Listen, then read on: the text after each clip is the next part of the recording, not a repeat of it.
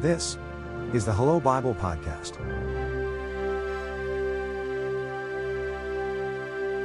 Once again, welcome to our Bible study series, Understanding the Book of Revelation. Today, we will talk about the scene of the glorified Jesus, and we will also talk about who the 7 lampstands represent. Please like this video, and don't forget to leave your questions or comments on Facebook or on our YouTube channel. You can find the text for this study on our website, hello-bible.com. This is study number 8, Dressed for the Occasion. The Bible verses for today are in Revelation chapter 1, verses 12 and 13. And they say, I turned around to see the voice that was speaking to me. And when I turned, I saw 7 golden lampstands, and among the lampstands was someone like a son of man, dressed in a robe reaching down to his feet, and with a golden sash around his chest. Today, we're going to talk about Jesus. We could spend the whole day talking about him, couldn't we? Well, today the camera of Revelation will zoom in on Jesus and will show us a lot of things about him. Revelation is a very visual book, and Jesus' description in verses 12 to 20 is actually quite shocking. But you will see that what seems to be a description of what he looks like on the outside is actually a description of his character, of his love, and of his purpose. In the next verses, we will explore the scene that presents the glorified Jesus. We will see that Jesus is near 7 lampstands and that he has 7 stars in his hand. These elements here in the scene are symbols, and they have a very beautiful meaning. We have a lot of content here on these 8 verses, so this is what we're going to do. We are going to divide the study about Jesus in 3 parts, okay? On part 1, which is today's episode, we will explore Revelation 1 verses 12 to 13. And today we will talk about Jesus' outfit and about the 7 lampstands. On the next episode, we will have part 2 with the verses 14, 15, 16, and 20. And on episode 2, we will also talk about what Jesus looks like and also about the 7 stars in his hand. And on episode 10, we will have part 3 of the study about Jesus with the verses 17 to 19. On part 3, we will find out why Jesus told John that he didn't need to be afraid, and also why Jesus has the keys of death and Hades, okay? Well, just so we can understand the context of verses 12 and 13, let's take a quick look at the whole scene. Here we have a description of the glorified Christ. This is a description of Jesus that is very similar to what we see in the book of Daniel, with just a few minor differences. So let's now compare this section of Revelation with Daniel 10 verses 5 to 12, and compare it also with some other Bible texts. If you're following this podcast by audio only, please go to our website later to see the picture of what I'm about to show right now, okay? This picture compares the Bible verses that are similar to the section of Revelation we're talking about. See how important it is for us to compare Bible text with Bible text, what we read in one book of the Bible with what we read in another book? We end up finding all sorts of interesting things.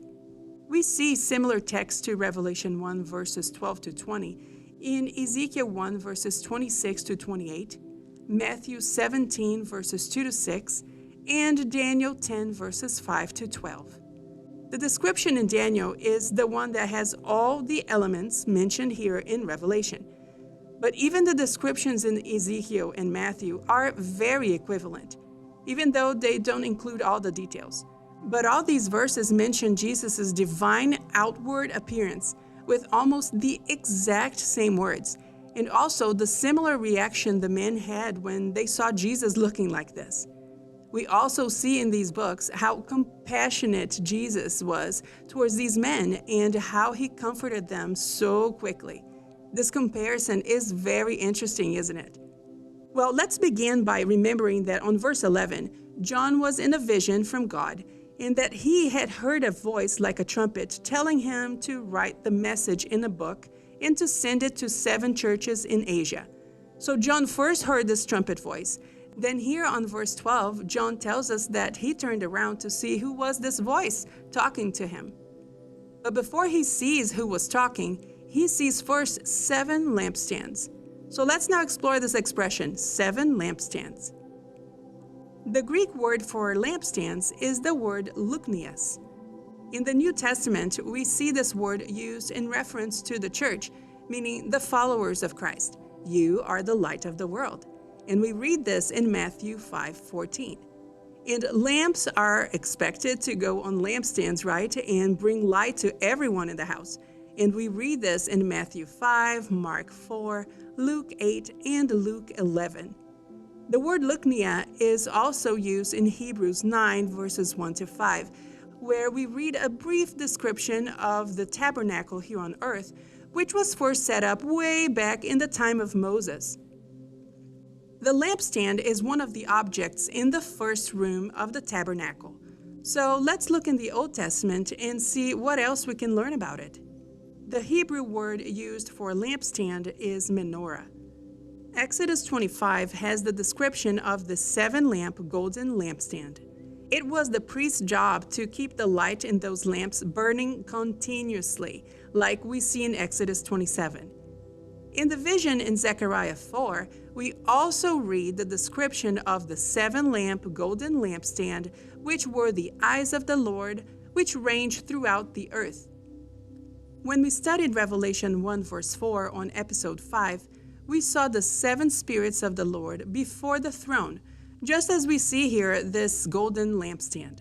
And the Spirit was ready to start his work on earth. Here in Revelation 1 verse 12, Jesus is walking among the 7 lamps, and we see a little bit later on verse 20 that these 7 lampstands are the 7 churches John is writing to. Since the church is the light of the world, and since a hidden lamp or an unlit lamp is something useless, we can understand that the flames of all the lamps here in the scene are burning.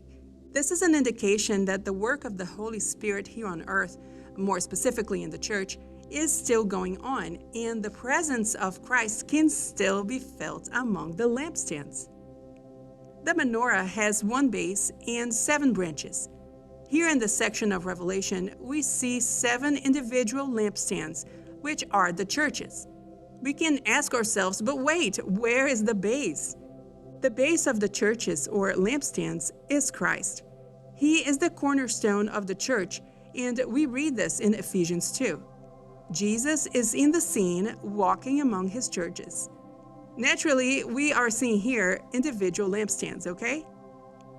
The next expression is on verse 13, and it talks about who John saw when he turned around to see who was talking to him with the trumpet voice. And John described the person as one like a son of man. This expression is seen in Daniel 7, when Daniel is talking about his vision of one like a son of man coming in the clouds. Jesus frequently referred to himself as the Son of Man, and we see this in Matthew 24, Matthew 26, Mark 14, and Luke 19. Now it becomes evident here for us that Jesus is the one walking among the lampstands. It's so interesting that John then noticed what Jesus was wearing, and he was wearing a robe reaching down to the feet. The original Greek text says the one like a son of man had been clothed to the feet. The Hebrew word for this type of garment that goes all the way to the feet is me'il. In the Old Testament, we see the me'il being the garment of the high priest in Exodus 28 and Exodus 29. We also see King Saul wearing it in 1 Samuel 24, as well as Prince Jonathan in 1 Samuel 18. And we also see King David and Levite priests wearing it in 1 Chronicles 15. Did you catch in this list of people who used to wear the me'il what they all had in common? They would either be in the royal family or they were priests. So here we see Jesus, after his resurrection, wearing a priestly and kingly garment. This description clearly identifies Christ's role in heaven as king and priest. This little detail about Jesus' outfit seems very insignificant when we first read this verse, right? Something that we read and just keep on going without much thought. But there is something I've learned about Revelation. There are no extra words. There is nothing in there that doesn't have an important meaning. Well, now we know that the clothes Jesus is wearing are the outfit of a king and priest. So let's now talk about the accessory he was wearing. And he was wearing a golden sash. The Merriam-Webster dictionary defines sash as a band worn about the waist or over one shoulder and used as a dress accessory or the emblem of an honorary or military order. We notice here that the sash gives the scene a military flavor, doesn't it? In Greek, the word for sash is zonē, and in Hebrew, the word is abnet. In the Old Testament, we see men of rank and priests wearing a sash, and we read this in 1 Samuel 18 and Leviticus 8. Exodus 28 says that this garment piece shows that dignity and honor, or glory and beauty, is given to the person wearing it. In Isaiah 22, we read how the Lord will dress Eliakim with a robe and sash and give him the key to the house of David. What he opens, no one can shut, and what he shuts, no one can open. This means that the Lord would give Eliakim full authority over Jerusalem and Judah as the king's representative. The text says Eliakim will be like a father to God's people, and he will become a seat of honor for the house of his father. In Isaiah 11, we read a prophecy about Jesus, about the descendant of Jesse. Verse 5 explains that righteousness will be the belt about his loins, and faithfulness the belt about his waist. Both in the vision of Daniel 10 and Revelation 1, Jesus is wearing a golden sash. In the original Hebrew text, Daniel describes it as it being pure. It is the utmost belt or sash one could possibly wear. Christ's golden sash is above all other man-made sashes ever worn by anyone. We can now understand the meaning of the robe and golden sash in Revelation 1 verse 13 as an indication of Christ's absolutely authority over his people. Let's now go to our overview section. In Leviticus 26 verse 12, we see God's promise to the people of Israel. I will walk among you and be your God, and you will be my people. In Revelation 1 verse 13, we see Jesus walking among the 7 lampstands. His promise to walk among his people still stands. The church is his kingdom, and he is their God. He is walking among them as one like the Son of Man, and so he understands human problems and their suffering.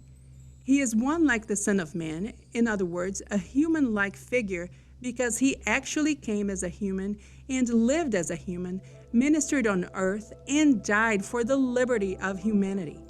But as we see in this description of Jesus, he resurrected and is no longer the humble carpenter from Nazareth.